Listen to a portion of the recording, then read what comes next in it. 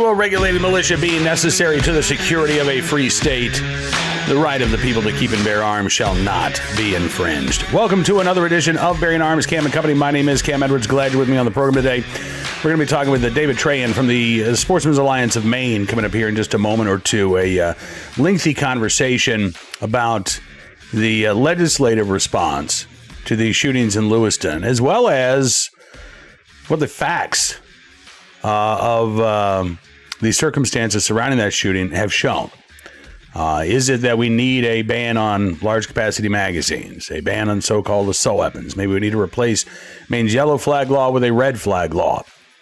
Well, according to what David has found, the answer is no. None of those things would have made a difference. What would have made a difference would be law enforcement, the military, actually using the tools that are available to them to ensure that this dangerous individual was not out in public. Now, we'll get to that in just 1 second. Before we do, let's talk about this for a moment. Biden's America, it's crushing us. You've got companies laying off tens of thousands of workers one after the other. Americans working 2 jobs just to get by. Inflation pushing hardworking families to the brink. Just look at the price of lunch meat next time you go to the grocery store. And a digital dollar could be coming down the pipeline to completely destroy our way of life. The truth is, you need a plan. You know it, and I know it. And that's why you should call Goldco. So you can diversify your savings and investments with gold and silver before things get worse. They're a 6-time Inc. 5000 winner, 2022 Company of the Year, thousands of 5-star reviews, and they've helped people like you and me place over $1 billion in gold and silver. They're offering up to $10,000 in free silver while supplies last, and if you call them today, qualified callers will get a free Ronald Reagan half-ounce silver coin. So don't wait. Call Goldco at 855-412-3806 today. That's 855-412-3806. And now let's turn our attention to our conversation with David Trahan from the Sportsmans Alliance of Maine, talking about what happened in Lewiston and what is likely to happen in the state capitol as a result. Take a look and a listen. David, thanks so much for coming on the program, sir. It's good talking with you today.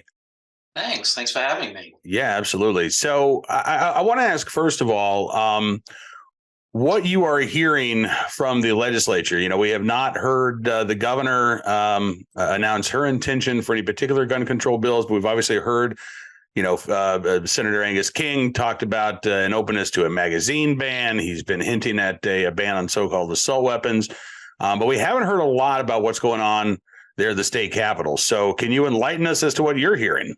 Sure. It might shock some of your listeners, but we have a really good relationship with this governor, and it feels like she has taken the most responsible approach so far. She has indicated she wants to see the facts of what happened and then form a policy around what happened. And so we're encouraged by that statement. There's people in the legislature and the majority party that wanted to move forward within days after the tragedy in Lewiston. Obviously, they wanted to use the emotion of what happened to push a gun control agenda. And the governor's resisted that. I have publicly said that's the most irresponsible approach to this incident, that we need to find out what happened. And so we understand at SAM, Sportsman's Alliance of Maine, that there's going to be 2 paths. There's going to be the same thing that happens every time there's a shooting. Bloomberg, Moms Demand Action are going to try to muscle through gun control. It doesn't make any difference what the facts are and what actually happened. That is their MO. They just immediately move forward. Assault weapons bans, magazines, waiting periods, background checks, you name it. It's always the same rhetoric. Well, what we have done at SAM is I met with my board repeatedly. I said, I want to get, and I'm good at this, I've done it for a long time, at digging into the facts, finding out what happened, and then we'll figure out a policy to correct what happened. And so far, what I found is that there were a colossal series of errors in judgment made all the way from New York in the military, the New York police, all the way to Maine. There were failures all along the way to have captured this guy. Mr. Card assaulted a fellow soldier in the military down in New York. He wasn't arrested. He made threats against a military installation to shoot it up. He was not charged. He was put into a hospital, and then the ball was dropped repeatedly in Maine when he came back. What we have proposed, and I've spoken with Senator Susan Collins' office repeatedly, is that we changed the policies that impeded both the military and police officers from having taken this guy into custody, assessed him, and then possibly removed his firearms. And so that's the situation we are in at our organization. Is we're going to follow the facts, and where the facts take us is where we're going to put our energies. While the other side is just irresponsibly putting the blinders on and racing forward with their agenda. Yeah. Well, and to that end, I mean, one of the facts that we've learned, and you kind of alluded to this, is that he was apparently committed to a Army mental health facility in New York. From what I understand, not by his own volition. The Boston Globe reported that he was, basically involuntarily committed. So the FBI has said he wasn't in the NICS system, wasn't flagged. He flagged himself when he tried to purchase a suppressor and wrote on the 4473 that he had been committed to a mental institution. Have you been able to figure out? I know that we've got, U.S. senators asking the Army Inspector General what the heck happened here. But have you been able to figure out what exactly happened so that ball was dropped, where what should have been reported to NICS apparently was not, and the killer, who should have been a prohibited person, was apparently not prohibited, at least under the NICS system? Sure. I have dug into that pretty deeply. And what I found is it appears that part of his unit, there were several police officers that were training at the time. And when he was making these threats, when he was violent, when he assaulted a soldier, it was on a military exercise, educational 2-week, military training operation. The people around him knew that he was unstable. I was told that the way that they parsed out that forced commitment versus a voluntary one is that these individuals within his unit escorted him to the hospital. That is an important, not revelation, but statement, because I asked this on the radio just recently. I said, if this was an individual in the public, somebody that was under the same circumstances, potentially a danger to themselves or others, would they have been given the same courtesy of being escorted and then given an option to voluntarily commit, which then doesn't lose your firearm rights, or being force committed? I have a feeling that when he assaulted the soldier, it had something to do with him being escorted to the hospital. Now, this is important too. New York has one of the most robust red flag laws in the country. They also have a process for mandatory reporting for mental health workers. He made some of his threats against New York. Why didn't the military notify the New York police of what was going on and then allowed them to assess this individual, whether he should have been red flagged once he left the base? Why didn't the military do what they had done for themselves, increase security, took away his access to firearms and ammunition, which happened? Why the heck didn't they notify the New York police? And if they did, why didn't New York red flag him? What I've asked Senator Collins to do as part of the national legislation is require all branches of the military under these circumstances to notify the state in which the facility is located prior to their release, as well as the state of residence prior to their release. And that way, if the military decides not to take away his firearm rights, at least the states where the threats were made would have the same option. And in this case, they didn't. They released him and then notified the states. At that point, he's into the wind, and they would have had to track him down and do their due diligence, and that didn't happen. And that just reinforces what I said earlier, which is there were a series of misjudgments and failures by the government to use the tools that they already had to get the guns away from this guy. And that's just the reality. I'm sorry for those officers in the military that made those poor judgment calls, but that's the consequences of accountability. Well, and listen, I mean, we've, and when he was released and he returned to Maine, and his family, he was caught talking to the military, his family was talking to local law enforcement. There were attempts to go out to his home. I know that the gun control groups have said, look, this shows that Maine's yellow flag law doesn't work. Well, it wasn't used, so I don't know how this could show that it doesn't work. And again, it raises the question about if there was this awareness, right, then why wasn't there an attempt to, again, use either the mental health commitment law in Maine or use the yellow flag law, which, again, has a mental health component, unlike a lot of red flag laws around the country? Yes, it has. You're right. It has robust due process in it.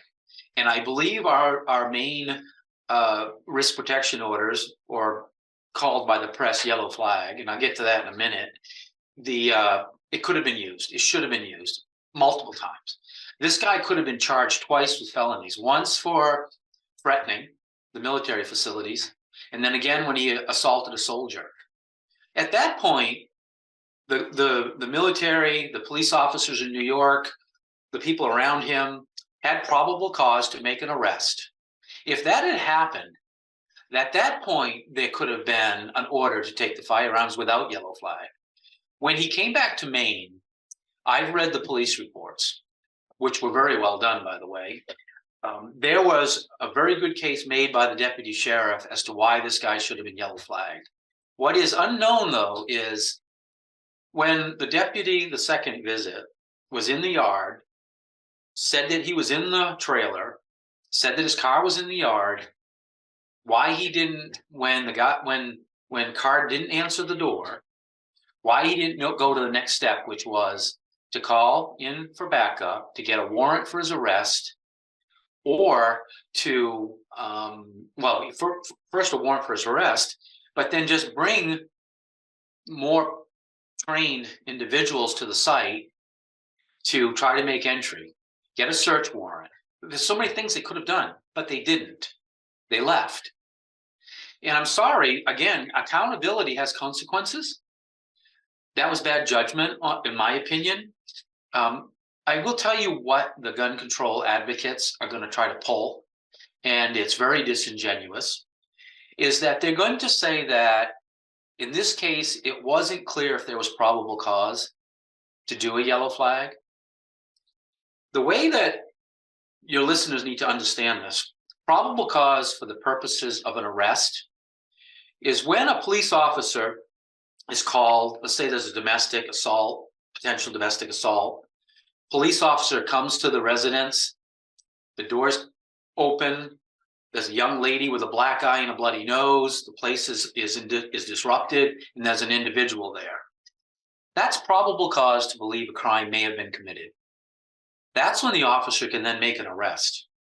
With the so-called yellow flag protection orders, risk protection orders, it's a different probable cause. The officer, based on the information they've received, and in this case, the Androscoggin deputy chief had a long list of complaints from the military, concerns around his risk to the public and others, the family, the fact he had guns. There was a long list that would add to the police officer who was at Card's trailer. This is very important because it's different than probable cause. Under our risk protection orders, the officer, based on what he has been told, when he observes the individual, if he believes that individual is suffering a mental health issue and may be a risk to himself or others, with all the other information he has, that is the probable cause to take them into protective custody. The thing that they're confusing the public with is this officer did not take the next step to actually see this Mr. Card, to observe him, to ask him questions. So that's what they're trying to say is wrong with yellow flag. That's true of a red flag. When a red flag order is issued, the officer takes the order to that Mr. Card's home. He has to encounter him, give him the order, and say, "We want your guns." So this isn't even about what happened for the gun control groups.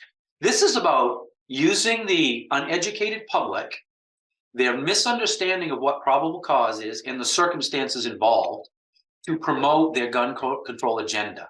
That's all this is. Yeah. Because the facts are different. The facts show that everything was there, and it was a misjudgment by the officer that allowed this man to keep his guns. I know that's a long explanation, but let me tell you something. These folks are going to use that to try to change the yellow flag so they can dismiss due process for gun owners. Those people in a mental health crisis, which happens, a mental health crisis means you're not in control. The law is supposed to protect them too. Yeah. Isn't that the whole idea of mental illness? You're not in control of yourself. Absolutely. But again, red flag laws aren't about mental illness, as you well know, right? This is one of the things that you talked about in terms of what makes Maine's law different, is that there is a mental health component right up front.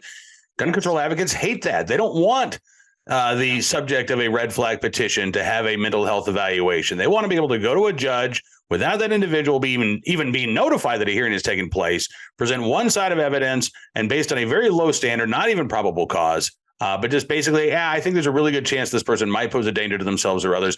Let's go get their guns. Let's leave them alone, by the way, because there's no mental health component after the order's been issued either. So we've got somebody who's dangerous, who we think is dangerous. We take their guns away, but we leave them with their knives. We leave them with their car keys. We leave them with their gasoline and matches.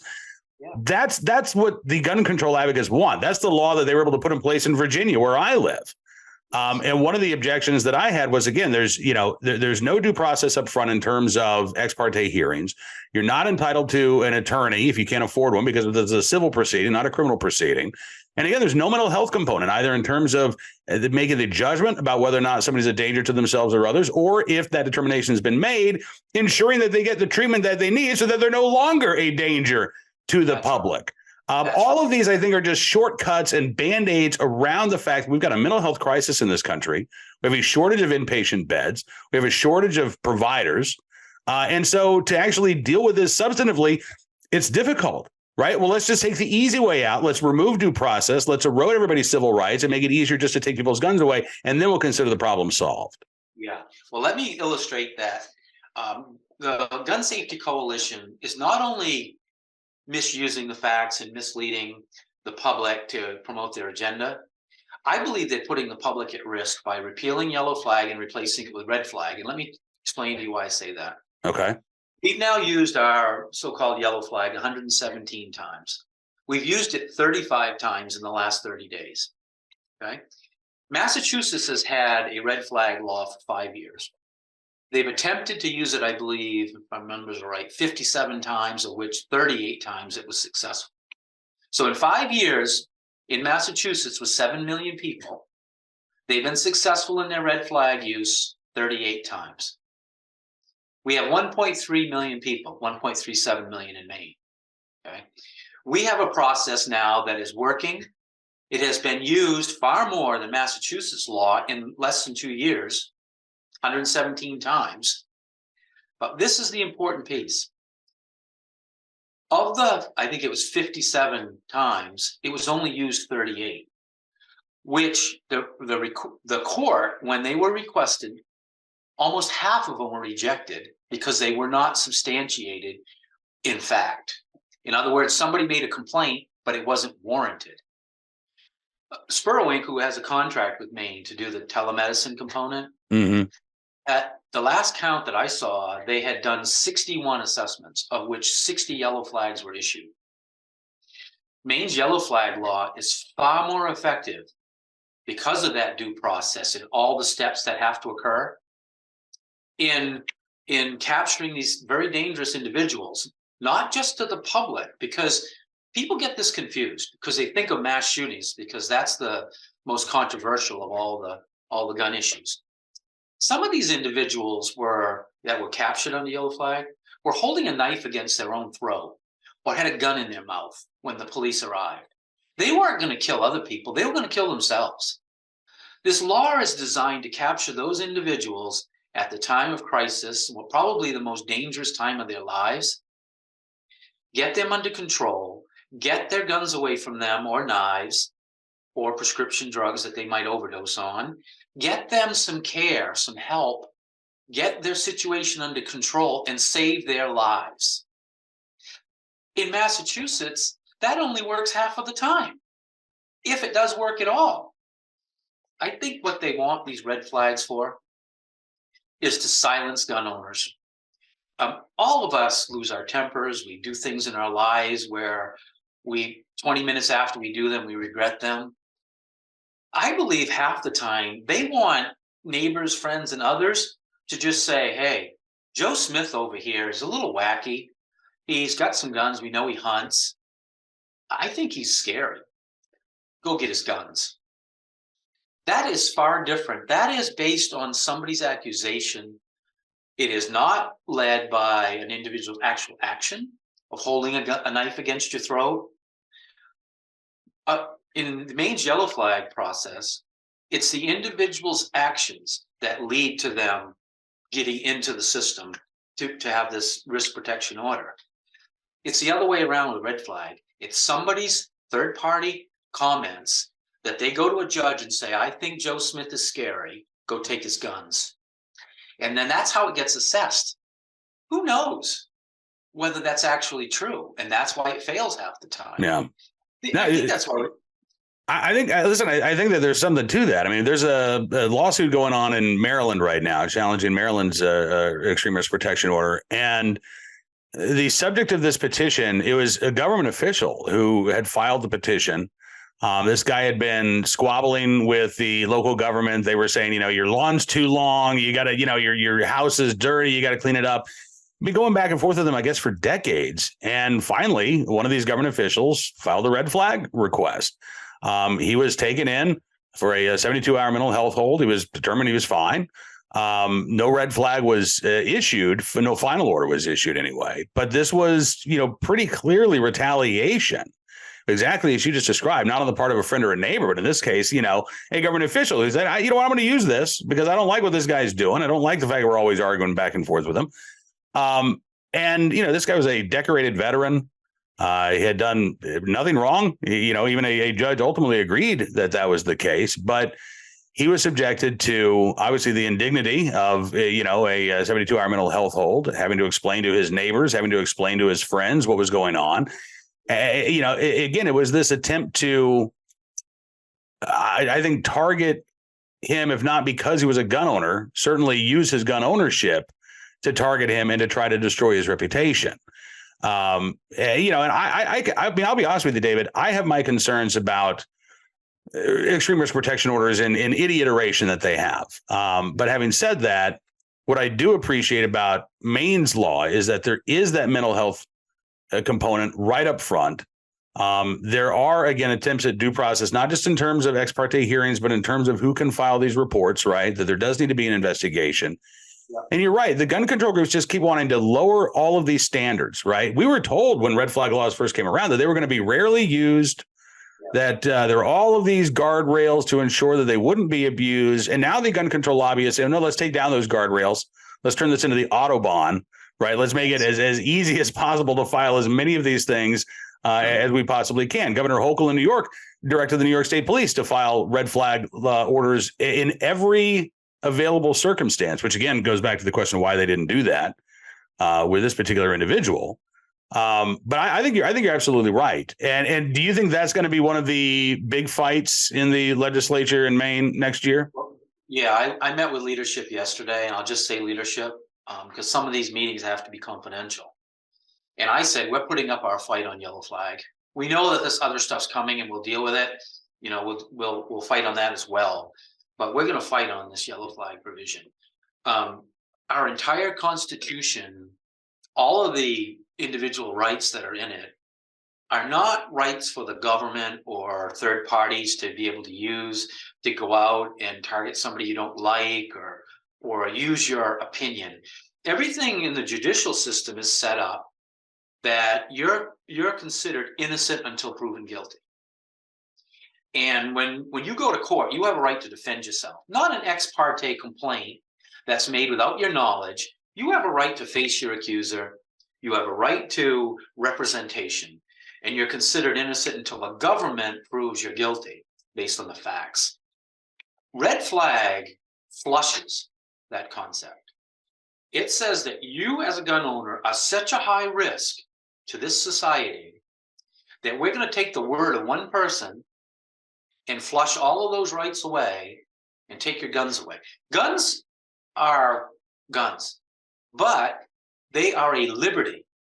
The Second Amendment guarantees you the right to have firearms. As long as you're a law-abiding citizen, you don't harm your neighbors, you have a right to own guns. All right, so using that example, I just said, it's a liberty, it's a freedom. If we applied this concept to the First Amendment, what if we had a red flag that said, and I just was on the radio this morning calling out the Portland Press-Herald for misrepresenting the facts.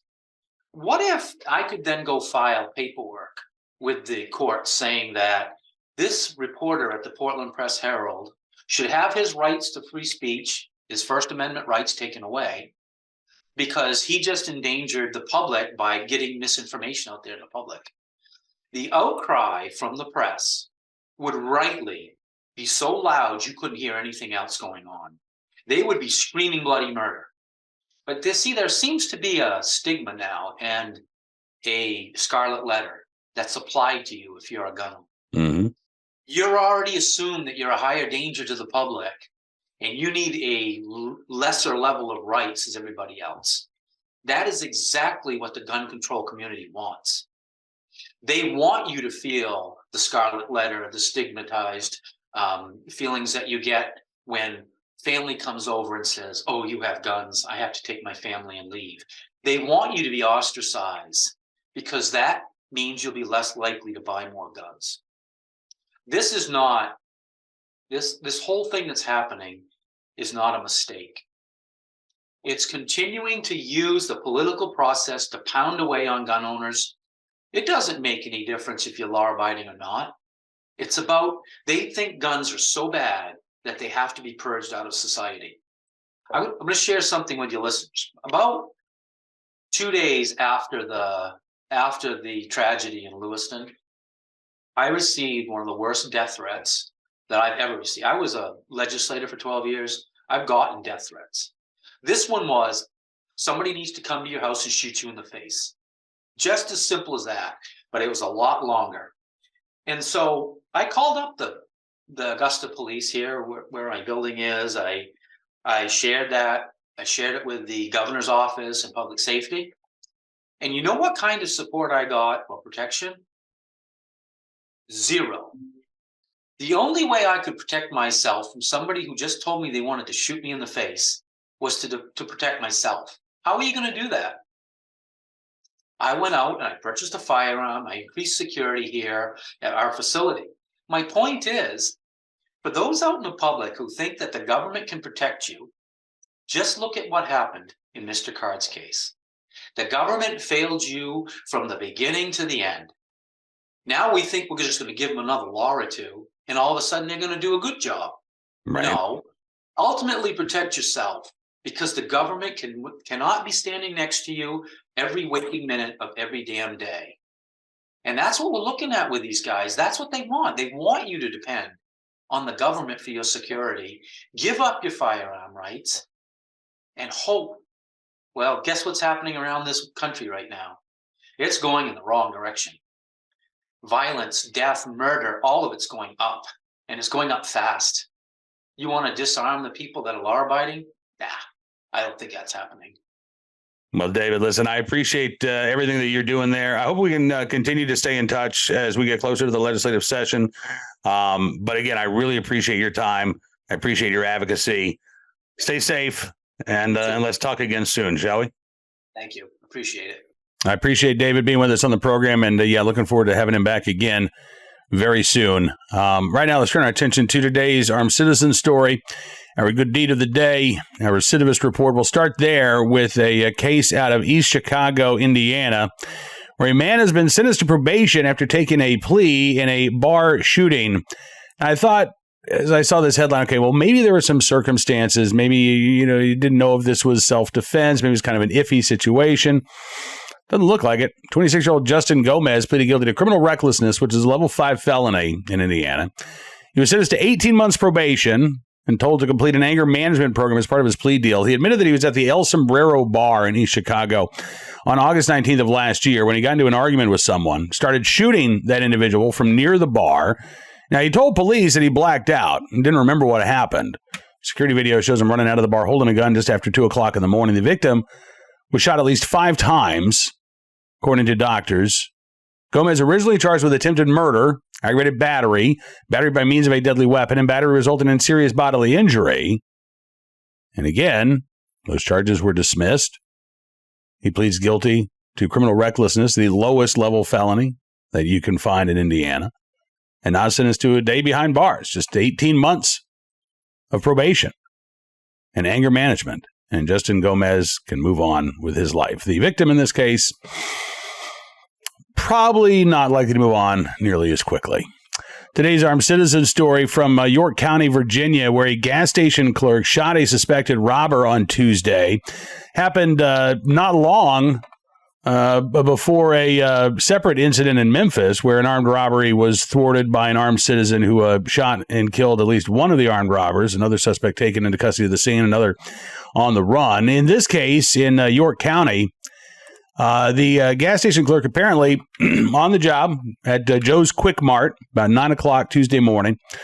And according to Sheriff Ron Montgomery in York County, a 38-year-old Newport newsman walked in, announced that he was robbing the store. Robert Montgomery says that's when a male clerk pulled out his own gun and shot the suspect 2 or 3 times. Suspect has had at least one surgery related to his injuries. Sheriff told WTKR that this type of crime is unusual, saying this is a very rare occurrence for York County. It's not that we don't have robberies from time to time, but a robbery coupled with a shooting is very rare. The sheriff said this is video surveillance of the shooting.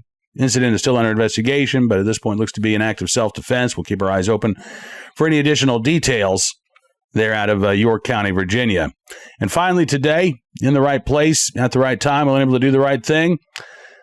First responders in a Pennsylvania town who saved an elderly man from his burning home on Thanksgiving, a 97-year-old inside that building on fire. This was in Pennsylvania, Hatboro, PA. Officers from the Hatboro Police Department making their way through this burning home, believing that there was a resident inside. It turns out there was, 97-year-old man who was asleep and unaware of what was happening. Now, the officers actually found the man inside. They dragged him out of the building to safety.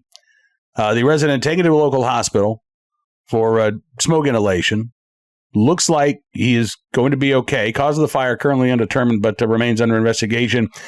And again, a very good reason to be thankful for that 97-year-old man there on Thanksgiving Day, saved by the first responders there, the Hatboro Police Department, from what easily could have been a deadly situation. So in the right place at the right time, unable to do the right thing indeed. We thank you, those Hatboro police officers, for saving that elderly man's life.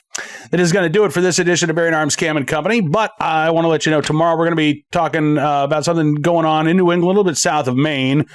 Dozens of gun control bills heard in the State House on Tuesday. We've got more anti-gun shenanigans happening today. So tomorrow we're going to be talking with Mike Harris of the Gun Owners Action League.